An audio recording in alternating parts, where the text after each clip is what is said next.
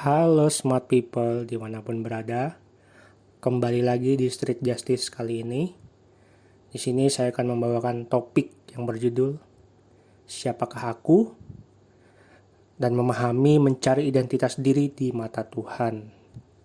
Mungkin topik kali ini bisa menjadi bahan perenungan bagi kita.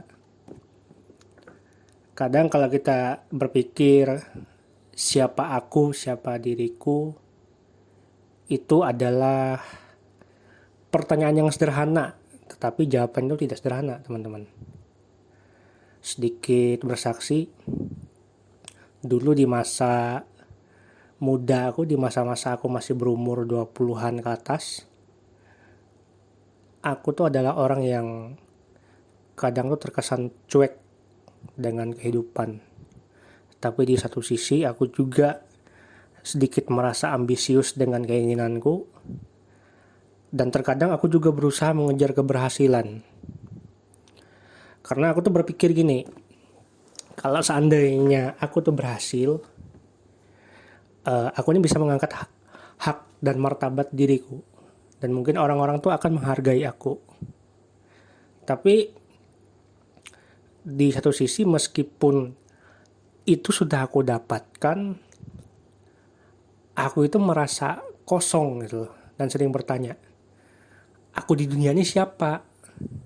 Kalau untuk sekedar informasi, aku ini adalah orang yang mengikut Tuhan tuh dari kecil. Artinya sejak lahir aku sudah beragama Kristen. Dan dalam keseharian hidupku pun aku tuh sering yang namanya ke gereja. Walaupun kadang kehidupan tidak berimbang ya antara kenakalan remaja dan aktivitas gereja. Nah, dari sejak kecil tuh aku juga sudah belajar yang namanya berdoa, diajarkan untuk rajin ke gereja, membaca Alkitab. Tapi terkadang di satu sisi ketika semuanya itu udah aku lakukan, aku tuh masih merasa kehilangan sosok siapa aku. Dan aku tuh belum mendapatkan aku ini siapa. Aku ini di dunia ngapain. Aku ini istilahnya harus berbuat seperti apa. Nah, akhirnya setelah sekian lama mengikut Tuhan, pelan-pelan ketika aku beranjak dari umur yang 20-an tadi, sekarang menginjak ke usia 30 ke atas, dan sekarang aku belajar untuk melayani Tuhan dan ditabiskan juga sebagai pelayan Tuhan, tepatnya sebagai pendeta muda. Pelan-pelan aku tuh menemukan pertanyaan, siapakah aku di dunia ini? Mungkin teman-teman berpikir, atau contohnya gini, mungkin tidak hanya aku yang berpikir siapa aku di dunia ini. Mungkin banyak teman-teman yang menyaksikan program tayangan ini, ataupun teman-teman yang nantinya akan mendengarkan program tayangan ini, bertanya-tanya juga dengan kehidupannya. Aku ini siapa? Aku di dunia ini ngapain?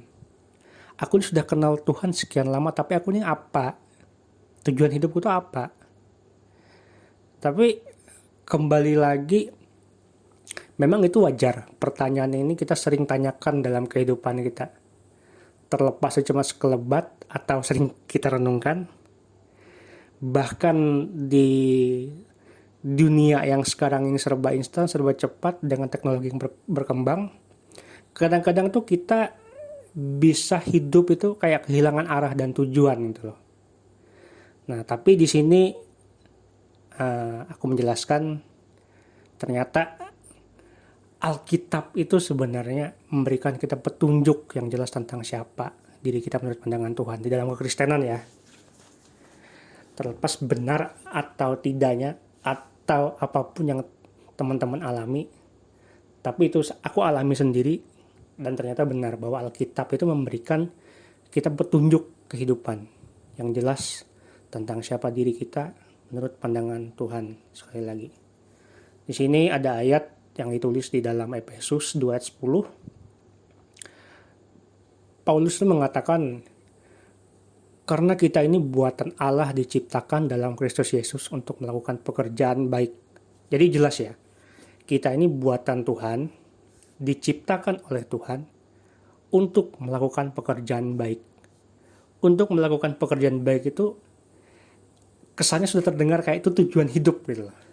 Nah, lanjutkan lagi ayatnya tadi, karena kita ini adalah buatan Allah diciptakan dalam Kristus Yesus untuk melakukan pekerjaan baik yang telah disiapkan Allah sebelumnya.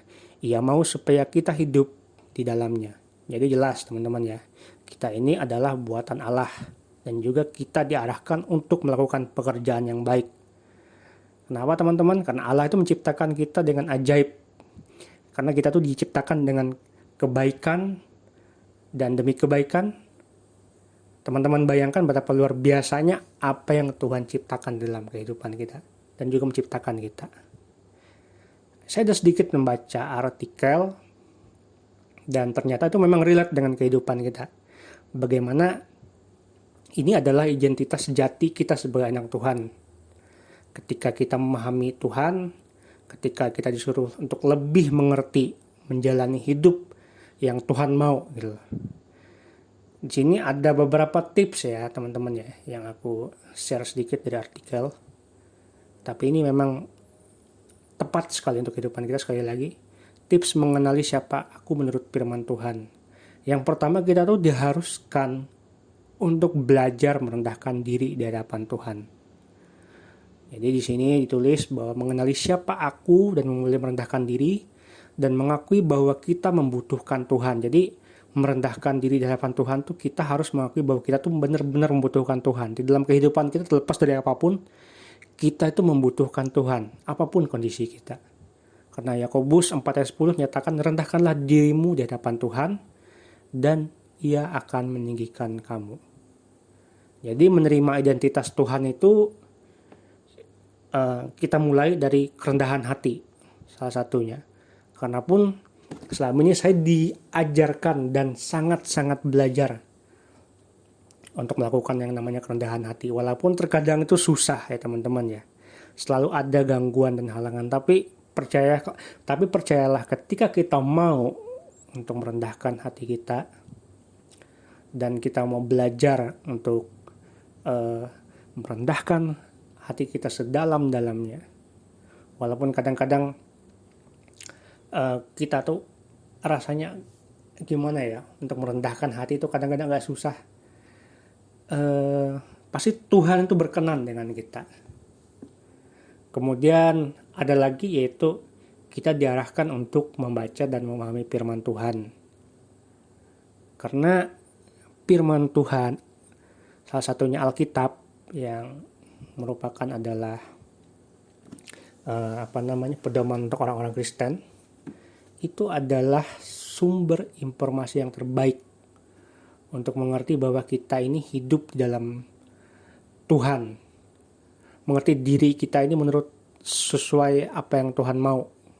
Karena ada ayatnya juga di sini dalam Yohanes 8 ayat 32, Yesus itu mengatakan, kamu akan memahami kebenaran dan kebenaran itu akan memerdekakan kamu. Nah, identitas yang dunia berikan itu sangat membebani kalau berdasarkan dunia ya. Karena kita dituntut untuk bekerja sekeras-kerasnya untuk mencapai keberhasilan, untuk mempunyai uang banyak, untuk istilahnya itu standar hidup yang berhasil menurut kata orang. Tapi ketika kita melihat siapa diri kita dalam Tuhan, kita bisa memahami apa yang Tuhan mau, percayalah teman-teman bahwa kita tuh tidak hidup bergantung dengan apa kata dunia. Tetapi kita harus hidup dengan apa yang kita yakini dengan Tuhan, apa yang sudah Tuhan tetapkan. Kemudian ada juga kita itu harus, sebagai orang Kristen, kita juga harus berdoa dan bersekutu dengan Tuhan. Dan itu adalah satu yang wajib, karena doa adalah napas hidup bagi orang Kristen. Di mana melalui doa dan persekutuan kita akan lebih mengerti Tuhan itu siapa. Dan mungkin kita akan lebih mengerti kehendaknya. Karena dikatakan di Filipi 4 ayat 6 sampai 7. Janganlah hendaknya kamu khawatir tentang apapun juga, tapi nyatakanlah dalam segala hal keinginanmu kepada Allah dalam doa dan permohonan dengan ucapan syukur. Jadi berdoa itu lebih spesifiknya bisa mengarahkan kita untuk mengetahui identitas kita seperti apa. Dan kita bisa memahami petunjuk Tuhan dan mengerti kehendak Tuhan. Kemudian identitas tepat hidup hebat. Identitas tepat hidup hebat. Nah, ketika kita sudah memahami siapa aku menurut Tuhan, pasti hidup kita akan berubah. Ada jaminan dong, ada garansi dong. Walaupun ikut Tuhan itu tidak gampang.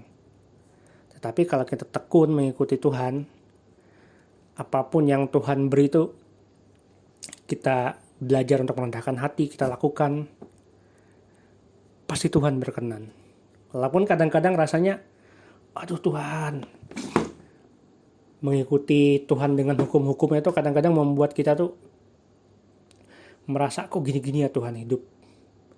Tapi kalau kita tidak melakukan apa yang Tuhan mau, melakukan hukum-hukum Tuhan, ya otomatis kita akan semakin jauh dari Tuhan.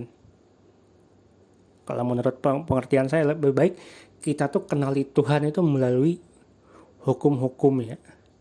Jangan kenali Tuhan itu melalui mujizat-mujizatnya. Karena dengan mengenali Tuhan melalui hukum-hukumnya, itu akan membuat kita semakin rekat dengan Tuhan. Ketimbang kita cuma mengenali Tuhan dari mujizatnya. Jadi, ketika kita memahami siapa aku menurut Tuhan, garansinya hidup kita pasti akan berubah. Kita sudah mengenal identitas kita, dan tidak ada lagi kebingungan atau perasaan tidak layak.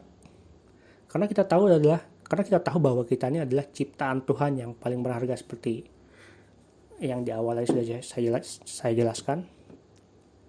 Jadi dengan memahami siapa aku menurut Tuhan, kita akan lebih mampu untuk hidup sesuai dengan kehendaknya. Jadi teman-teman, di akhir Street Justice ini, saya ingin menyampaikan bahwa jangan pernah berhenti untuk mencari dan memahami siapa aku menurut Tuhan.